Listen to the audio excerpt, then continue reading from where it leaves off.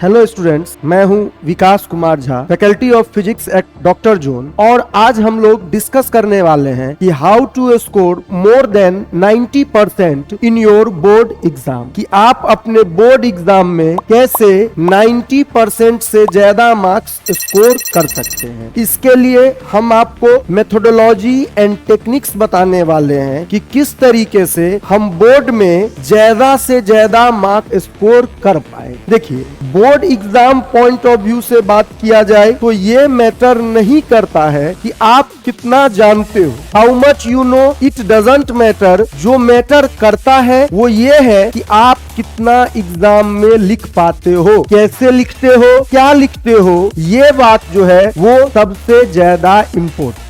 अगर आप board exam की बात करो तो बोर्ड एग्जाम में सबसे पहले आपको सोचना पड़ेगा as a point of view of the person जो आपके कॉपी को इवेलुएट करने वाला है। आप क्या कीजिए, आप बन जाइए एक टीचर जो उस कॉपी को चेक करने वाला है, और उस टीचर को क्या अच्छा लगेगा वो आपको अपने कॉपी में करके आना है। तो किसी भी टीचर को जो कॉपी चेक कर रहा होगा उसको सबसे अच्छा क्या लगेगा, उसको सबसे अच्छा लगेगा प्रेजेंटेशन, प्रेजेंटेशन, प्रेजेंटेशन। कि बोर्ड एग्जाम में आपके मार्क्स कितना ज्यादा आता है, कितना अच्छा आता है, वो एक वर्ड पे डिपेंड करता है, how good you are able to present your copy. कि आप अपने कॉपी को कितना अच्छा से प्रेजेंट कर पाते हैं, उसी के ऊपर आपका मार्क्स निर्भर करता है। सबसे पहली बात यह है, effective writing is important. Effective writing कहने का मतलब यह है उतना ही लिखो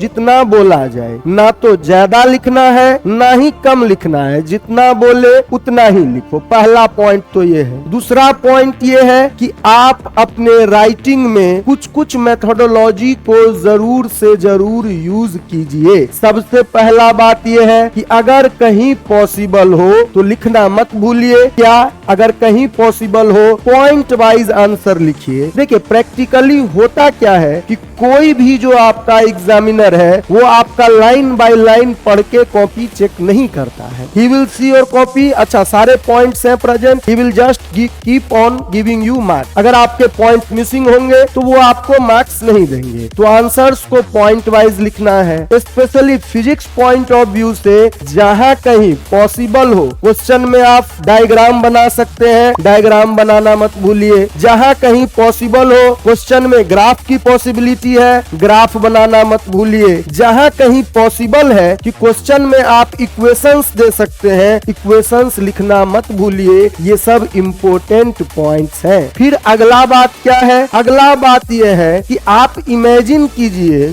कि दो लोग एग्जाम दे रहे हैं। एक आदमी है राजेश। राजेश ने क्या किया, सारे क्वेश्चंस के आंसर इन द सीक्वेंस लिखा। और सुरेश ने क्या किया, 1 नंबर लिख रहा है, उसके बाद 7 नंबर लिख रहा है, उसके बाद 9 नंबर लिख रहा है। आपको क्या लगता है, राजेश को ज्यादा मार्क्स मिलेगा या सुरेश को ज्यादा मार्क्स मिलेगा? डेफिनेटली जिसने सीक्वेंस में लिखा है उसी को ज्यादा मार्क्स मिलेगा, because he is making examiner comfortable. कि जो आपका क्वेश्चन को इवेलुएट करने वाला है उसको अच्छा लगेगा, कितना अच्छा सीक्वेंस में लिखा है, चेक करने में उसको मजा आएगा, उसको कम स्ट्रेन होगा, वो ज्यादा मार्क्स देगा। ये तो बात हुई आपका जो आपके डेफिनेशन बेस्ड क्वेश्चन है उसके लिए। फिर दूसरी बात क्या है कि हम लोग बड़ा अच्छा सा स्टोरी पढ़ते हैं। तो कोई भी जब आप क्वेश्चन लिख रहे होते हैं, वेरिएबल्स को अज्यूम कर रहे होते हैं, कि मान लीजिए आप इलेक्ट्रिक फील्ड का क्वेश्चन लिख रहे हैं, तो वहां पे आप लिखिए कि let us assume a charge Q located at point P। तो इस तरीके से आप लैंग्वेज का प्रयोग कीजिए बिफोर एनी डेरिवेशन, कि जो आपके वेरिएबल्स इन्वॉल्व है उसके बारे में इंट्रोडक्शन लिखिए। जो इंपॉर्टेंट पॉइंट है उसको अंडरलाइन कीजिए। इफ पॉसिबल 3-4 कलर्स का पेन यूज कीजिए। इफ पॉसिबल पेंसिल से ड्राइंग बनाइए, स्केल यूज कीजिए फ्री हैंड ड्राइंग बनाने के बजाय।